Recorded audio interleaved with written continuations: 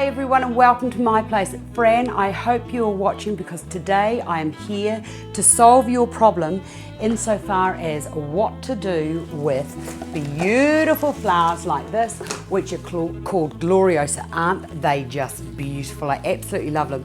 Now, Fran, I've looked all over the place. Ours aren't quite in season yet, but I did find some artificial ones, which I am sure are going to fit the bill and make what you needed a little bit easier to visually see. Right, you also see that you had a tall jar. The only thing I could find was the spaghetti jar, but that will do. And you also said that you had some bamboo, some willow. So I've found some of that. I had to take all the leaves off it. So what I'm going to do is, before I put the water in, just put the willow in first, just push that right down and in as far as you can. And we don't want it to go too far, and I want some to go down to the bottom. Right, that can go into there. And then with the Gloriosas, now you'll know what these are like if you've ever come across them. These climb and grow all over the place. So that I thought that your choice of using the willow was quite a good idea, because when you're displaying them into your container, Fran, you can, and for those of you out there who are also interested in using these, that try and separate them where you can, and when you put them into the jar, just do what I've done under the fundamentals of floristry. What you do on one side, do on the other side.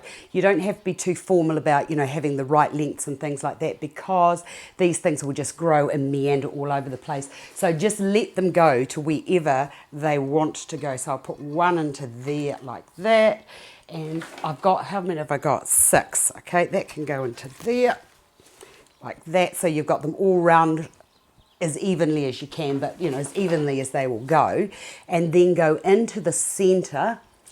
And oops, I'll get rid of that wee tag off there, we don't want that. Push that into there so that the willow actually sort of supports them as you're working your way through.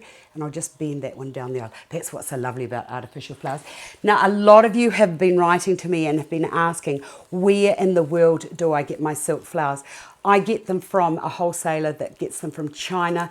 I have tried for you girls as hard as I can to try and find where you can buy flowers in the UK and in America and in other places throughout the world.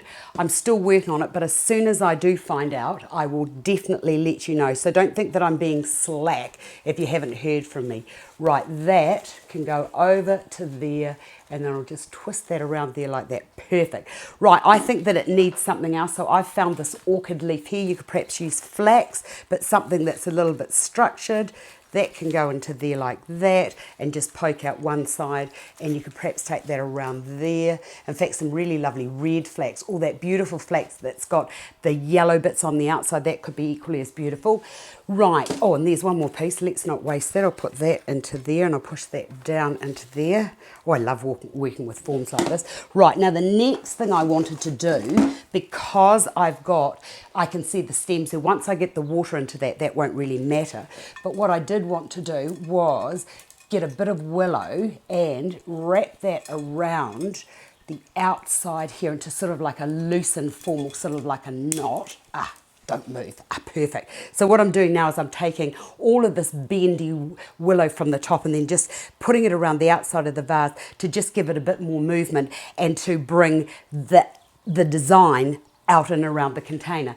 Now, because I've got that willow, I actually thought that it would be quite nice to put a little bit of rope into there.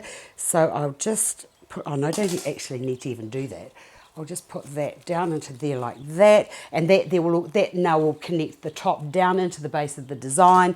And if you needed to, and that was still a little bit wiggly, what you could do is just tie that off there like that, so that goes onto, and that would go onto the placement surface. Fran, I hope you've enjoyed me or like the design that I've done for you. I hope it solves a little problem. I think that things like Gloriosa are best just left on their own because they are a picture perfect statement. Thanks for watching, and I'll see you another day.